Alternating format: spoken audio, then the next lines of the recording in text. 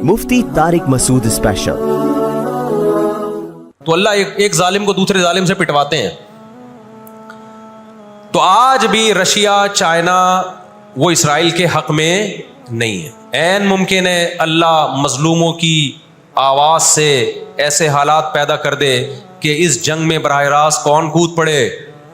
Soviet union कूद पड़े। और अगर सोवियत यूनियन इस जंग में कूद पड़ा जिसके पूरे पूरे चांस लग रहे हैं, तो फिर ये तीसरी जंग अजीम की तरफ मामला जाएगा। और इसके जिम्मेदार मुसलमान या फिलिस्तीन नहीं होंगे, इसके जिम्मेदार नाजायज इसराइल है जिसने नाजायज कब्जा फिलिस्तीन पे किया है। और फिर दुनिया में जो तबाही होगी ना, तबाही होगी वो मेरे और आपके तसव्वुर से भी ज्यादा है। क्योंकि अब तलवारों से या सिर्फ हवाई जहाज़ों से जंग नहीं होती, अब सबके पास न्यूक्लियर हथियार हैं, अब एटम बम चलेंगे। हमें अल्लाह की रहमत से और कुरान और हदीस की जो बिशारतें मिल रही हैं उससे पूरी पूरी उम्मीद है कि इंशाअल्लाह ये जो अभी हालात हुए हैं ये फिलिस्तीन की शिकस्त पे मुंतज नहीं होंगे। इंशाअल्लाह ये इसराइल की शिकस्त पे और यहूदियों की हमेशा के लिए शिकस्त पे ये इसका नतीजा निकलेगा इंशाअल्लाह। और नबी सल्लल्लाहु अलैहि वसल्लम की वो हदीस पूरी होगी कि तुम्हारी जो बड़ी जंग होगी, नबी ने क्या फरमाया, इस उम्मत की एक जमात हमेशा जिहाद करती रहेगी। ला यज़ालु ताइफतुम मिन उम्मती ज़ाहिरीन अलल हक़। हर दौर में लड़ाई हुई है, जिहाद हुआ है। आप इस हिस्ट्री उठा के देख, कहीं ना कहीं जिहाद हमेशा होता रहा है। तो आज भी ऐसा होगा। और बिल आखिर ये मामलात अगर बैनुल अक़वामी दुनिया ने कंट्रोल नहीं किए तो नबी सल्लल्लाहु अलैहि वसल्लम की पेशगोइयां इंशाअल्लाह बहुत जल्द पूरी होने वाली हैं। नबी सल्लल्लाहु अलैहि वसल्लम ने फरमाया तुम्हारी यहूद से लड़ाई होगी, जिहाद होगा। यहाँ तक कि कोई यहूदी अगर पत्थर के पीछे छुपेगा तो पत्थर कहेगा कि ऐ मुसलमान, ये यहूदी है, इसको कत्ल कर दे, ये मेरे पीछे छुपा हुआ है। हर दरख्त भी गवाही देगा, हर पत्थर भी गवाही देगा, इल्लल गरक़द, सिवाय गरक़द दरख्त के। यहूदियों को कोई मुक़द्दस दरख्त है जो इसराइल में बहुत ज़्यादा लगाते भी हैं ये लोग। नबी सल्लल्लाहु अलैहि वसल्लम ने जब ये बात इरशाद फरमाई तो उस वक्त मुसलमानों की यहूदियों से ऐसी किसी लड़ाई का तसव्वुर भी नहीं था। एक पेशगोई थी जो किसी के ख्वाब ख्याल में भी नहीं था कि सदियों बाद जाके ऐसा हो सकता है। इससे भी पता चलता है कि हमारे नबी सल्लल्लाहु अलैहि वसल्लम की जो पेशगोइयाँ हैं वो अगर वो पूरी नहीं हुई तो आप टाइम का इंतज़ार करें, एक वक्त पूरी हो जाएंगी।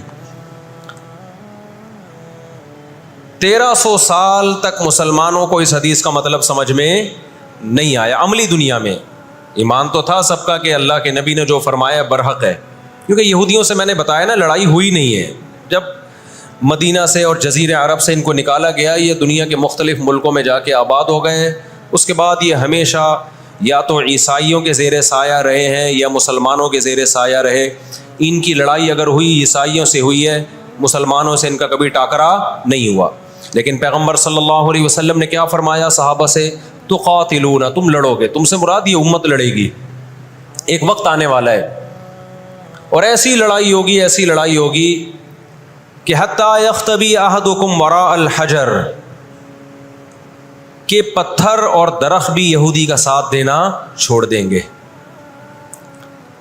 आज दुनिया जिन हालात की तरफ जा रही है ना, ये ऐसा लगता है कि इस हदीस के पूरा होने का टाइम आ गया है।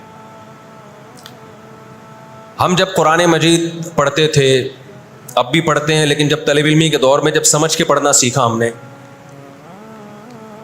तो हम जगह जगह कुरान में देखते थे ज़ुरिबत अलैहिमुज़्ज़िल्ला, अल्लाह ने इन पर ज़िल्लत को मुसल्लत कर दिया है। मैं बार बार कहूँ, यहूदियों से हमारी मुराद अलल इतलाक़ सारे यहूदी नहीं है, क्योंकि मेरे बयान को लोग शॉर्ट क्लिप बना के गलत चलाते हैं। तो बार बार मैं कहता हूँ, मेरा क्लिप अधूरा चलाते हैं ना, तो कोई यहूदियों के खिलाफ ना चलाए। सारे यहूदी एक जैसे नहीं है। हम इसराइल के अगेंस्ट हैं, तो हमारी जो लड़ाई होगी इसराइल से होगी। हदीस में जिस यहूदी से लड़ाई का जिक्र है उससे मुराद भी कौन से यहूदी हैं? ये फितना परस और शर पसंद यहूदी हैं जो इसराइल पे गासिबाना कब्जा, फलस्तीन पे जिन्होंने गासिबाना कब्जा किया हुआ है। समझते हो कि नहीं समझते? तो आप सल्लल्लाहु अलैहि वसल्लम ने फरमाया कि तुक़ातिलूनल यहूद, तुम्हारी जंग किससे होगी? यहूद से होगी। दज्जाल किसका सपोर्टर होगा? बोलते क्यों नहीं? अभी तो दज्जाल आया नहीं है और आपने बोलना छोड़ दिया है। जब आएगा तो फिर तो अच्छे अच्छों की बोलती बंद हो जाएगी کس کا سپورٹر ہوگا وہ؟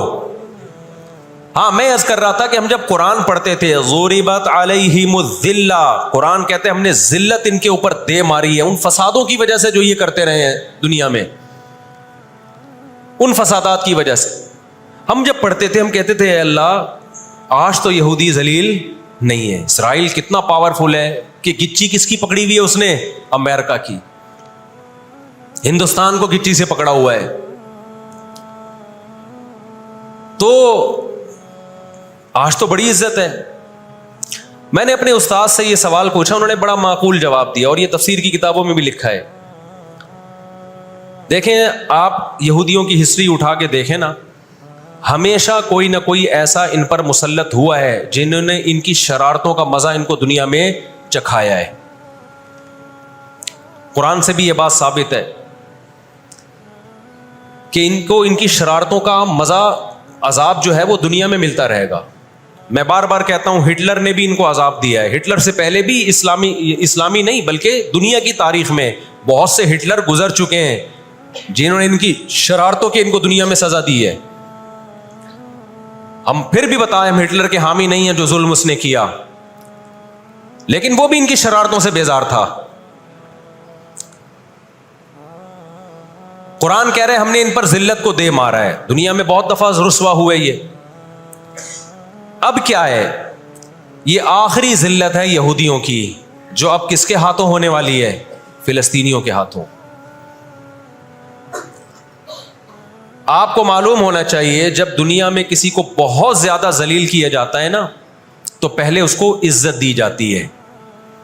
کسی کے گلے میں آپ جوتوں کا ہار پہنا دو، یہ بھی ایک ذلت ہے۔ اور ایک طریقہ یہ 3 پیس سوٹ ٹائی میں آپ اس کو صدارت کی کرسی پہ بٹھائیں اور پھر آپ اس کو جوتوں کا ہار پہنا دیں۔ بتاؤ کون سی بڑی ذلت ہے؟ یہ دوسری ذلت پہلی ذلت سے بڑی ہے۔ پوری دنیا میں مار کھانے کے بعد نا اپنی شرارتوں کی وجہ سے آج اللہ نے ان کو ایک تھوڑی سی حکومت دی ہے، ایک چھوٹا سا کنٹری۔ آپ اگر اسرائیل کو نقشے میں دیکھیں گے تو کراچی بھی بڑا ہے اسرائیل سے، اتنا چھوٹا ملک، اتنا چھوٹا ملک، اور تعداد بھی بہت تھوڑی۔ اللہ نے انہیں کچھ وقت پنپنے دیا ہے۔ اللہ نے کہا ٹھیک ہے تم دنیا تمہاری آخری شرارت دیکھ لے، اس کے بعد جو میری طرف سے تم پہ مار پڑنے والی ہے اس کے بعد قیامت تک تم دوبارہ اٹھنے کے قابل نہیں رہو گے۔ یہ آخری ذلت کا انتظام ہو رہا ہے یہود کا، اور جو فائنل میچ ہوتا ہے نا وہ شاندار ہی ہوتا ہے۔ کیا خیال ہے؟ سیمی فائنل میں اتنا لوگ دلچسپی سے نہیں دیکھتے، کوارٹر فائنل میں اتنا دلچسپی سے بولو نہیں دیکھتے جو فائنل میچ دیکھتے ہیں۔ اللہ نے ان کا ظلم پوری دنیا کے سامنے نمایا۔ آج جو غزہ پہ جو کچھ ہو رہا ہے پوری دنیا کے سامنے اللہ نے دکھا دیا۔ ایک منٹ رکھیں اس کو، پوری دنیا کو دکھایا نا اللہ نے کیا کر رہے ہیں، یہ کس طرح سے اسرائیل میں لوگوں کو لا کے آباد کیا، فلسطین میں، پھر فلسطینیوں پہ اقوام متحدہ کی 60 سے زیادہ قراردادیں ہیں جس کی اسرائیل دھجیاں اڑا چکا ہے۔ 60 سے زیادہ قراردادیں، 60 سے زیادہ، جس کو اسرائیل نے ماننے سے انکار کیا ہے۔ یونائٹڈ نیشن کی بات کر رہا ہوں میں۔ تو اللہ تعالیٰ ان کو تھوڑا سا پنپنے دے رہے ہیں کہ ٹھیک ہے اس دفعہ سیمی فائنل تم جیت لو، فائنل تک تو پہنچو نا تم، اس کے بعد ہوگا کیا؟ دیکھو آپ نے سنا ہوگا کہ لاتوں کے بت ہاتھوں سے نہیں مانتے۔ یہ جو اسرائیل جو کچھ کر رہا ہے نا اس کا اصل حل مجھے بھی پتا ہے مظاہروں میں نہیں ہے، اس کا اصل حل ہے جہاد۔ اس کا اصل حل کیا ہے؟ جہاد، جو کہ فلسطینی کر رہے ہیں۔ میں نے جب لوگوں کو یہ کہا نا کہ اپنے ملک میں پرامن مظاہرے کرو، لوگوں نے کہا لو پرامن مظاہروں میں لگا کے لوگوں کی صلاحیتیں خراب کر رہے ہیں۔ ہم آپ کو جہاد سے نہیں روکتے، لیکن آپ جہاد اپنے ملک میں کرو گے توڑ پھوڑ کر کے، یا جہاں یہودی ظلم کر رہا ہے وہاں لڑائی کرو گے آپ؟ تو یہ عجیب منطق نہیں ہے کہ ظلم وہاں ہو رہا ہے، آپ نے اپنے ملک میں توڑ پھوڑ کرنا شروع کر دی، تو اس سے یہودی ناراض ہوگا یا خوش ہوگا؟ وہ تو کہے گا اور اچھا ہے بم دھماکے کرو یار، پرامن نہیں، بہت बमों के साथ, कलाशन कोफों के साथ अपनी कंट्री में मुजाहिरे करो, हमें आके छेड़ो यहाँ पे। हम जिहाद के मुनकिर नहीं है, आपसे ज्यादा अल्हम्दुलिल्लाह जिहाद को मानते हैं। लेकिन आप अगर यूके में, कनाडा में, पाकिस्तान में, सऊदी अरब में तोड़ फोड़ वाले मुजाहिरे शुरू कर दोगे, चाहे गैर मुस्लिम कंट्रीज में भी, खुदा की कसम इससे इसराइल को जूं भी नहीं देंगे। तो इस वक्त आप जोश से ज्यादा होश से काम लें। जोशीली तकरीरें करने वाले बहुत है मार्केट में, अभी नारे भी यहां लग रहे हैं, हम ये कर देंगे, हम वो कर देंगे। उनसे पूछो कैसे करोगे? शाम को घर पे जाके गुटखा खा के सो जाते हैं वो। जोशीली तकरीरें करने वाले, मैं मानता हूं जिहाद ही होगा, लेकिन होगा किस सरजमीन पे? जहां यहूदी लड़ रहा है वहीं लड़ा जाएगा। मैदान जंग मुतय्यन किया जाता है लड़ाई के लिए। यह नहीं होता कि आप मैदान जंग में नहीं जा सकते तो जो मैदान जंग नहीं है उसको मैदान जंग बना दो। ऐसा दुनिया में कभी भी नहीं होता। यह तो वो जौनपुर के काजी वाला किस्सा हो जाएगा कि वो सूली पे लटकाया एक शख्स को, उसकी गर्दन मोटी थी, वो फंदे में आ नहीं रही थी। उन्होंने कहा इसकी गर्दन चूंकि फंदे में आ नहीं रही है तो इसकी चूंकि आ रही है इसको लटका दो आप। वो कहेगा मेरी आ रही है लेकिन मेरा कसूर क्या है? तो ये अजीब किस्म का जिहाद है। आप अपने मुल्कों में, यूके कनाडा में आपने अगर तोड़फोड़ करना शुरू कर दी, वो छोड़ेगा थोड़ी कनाडा आपको। यूके अमेरिका में आपने अगर तोड़फोड़ शुरू कर दी, वो छोड़ेगा थोड़ी। आपकी औकात कितनी है?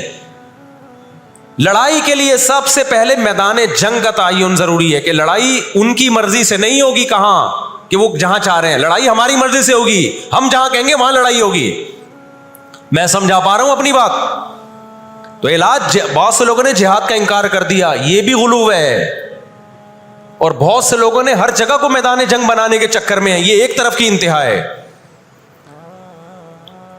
आज दुनिया ने उनको निहत्था छोड़ दिया है, फिलिस्तीनियों को, लेकिन वो डटे हुए हैं। आप उनकी मदद कर सकते हो, जिहाद के जरिए जरूर करो।